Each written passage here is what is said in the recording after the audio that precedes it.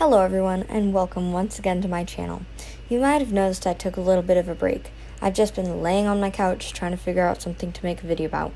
So, I hopped onto my laptop, spent an absurd amount of money on Robux, and bought almost every game pass in this game. Now, let me make some tea, because I'm about to spill it all on these game passes.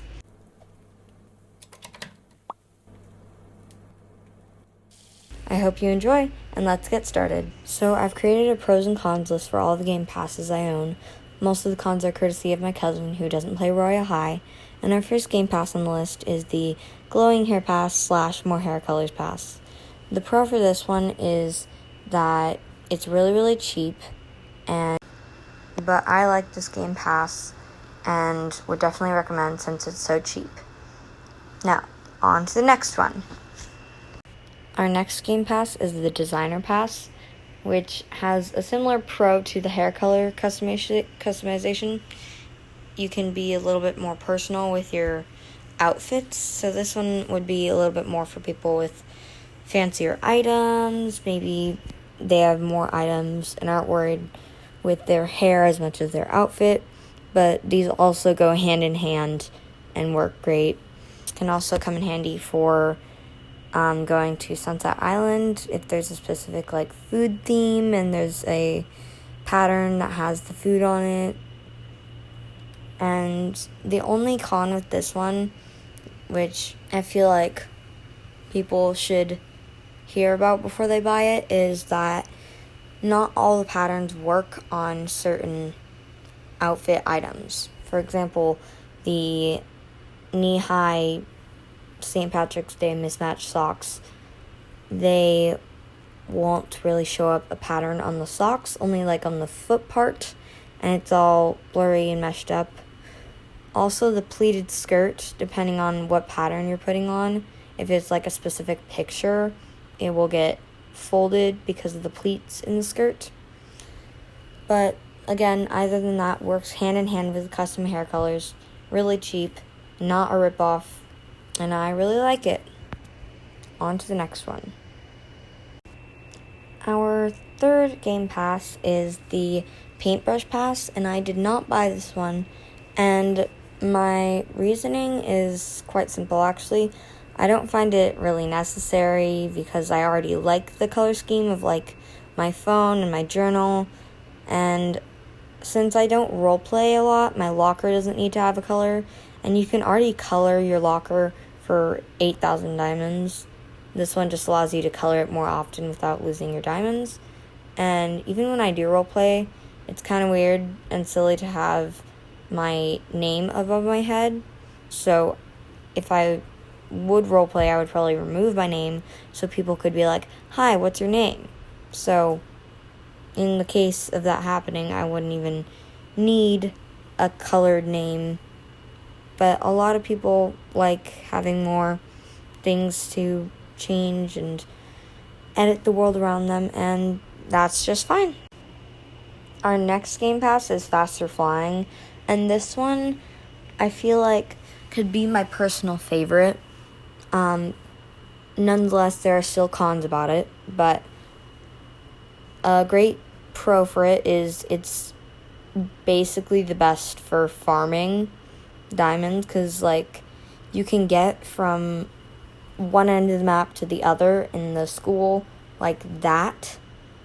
I even did a test of this. I went to one end where the tent is up in the mountains in front of the school, and I had a friend that was at the PE launch dock area, and I had her start flying to the lighthouse. I put on full speed faster flying, and we both went at the same time, and I got to the lighthouse quicker than her. Just a little bit of an example of how it can improve speed, and that it's not really just a little bit of speed, it's a lot of speed.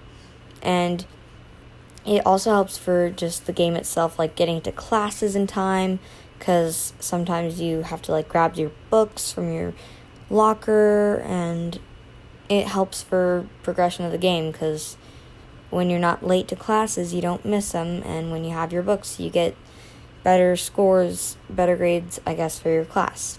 So, The only con about it would be that people would say that you are maybe a little overpowering in the flying race for PE, because you could just like speed and get to the lighthouse and be first, which is also where it invites the sort of pay to win feel. But in the end, it's just one day of PE. There will be others, and it's just one diamond at the top of the tower that's worth 20 diamonds. Which brings us into our next game passes, the diamond multipliers, which are highly favored, very expensive, and they're very useful.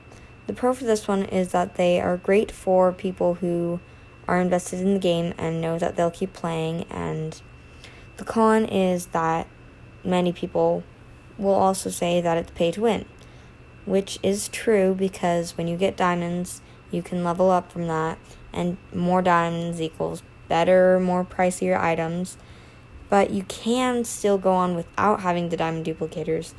I would know because I got to a personal goal, which might seem small for some people, might seem large for others, but I got to 100,000 diamonds, and I was really, really proud of myself. I didn't have any diamond duplicators. I had to farm a lot. The simple key with farming, and why I don't post farming tips and tricks or how to make 10K a day, is because the simple thing about farming, which I had to realize, was you just have to farm. Like, you know the diamond areas, you just got to go there often, use your flight speed, and go quickly and get all the diamonds, and that's that. Like, you just got to put hard work into it at the end of the day. There's no special secret, except if you really want to buy the game passes. And I really enjoy having them. It's a lot easier to get diamonds, especially since they work hand in hand, and you can use both of them or use one of them, and it's fine. So, yeah, on to the next game pass. Just a little side note, you do not know how many times I recorded this segment on the Diamond Game Pass, and I'm so happy I finished it. So, just know what you're listening to has been rehearsed over 10 times.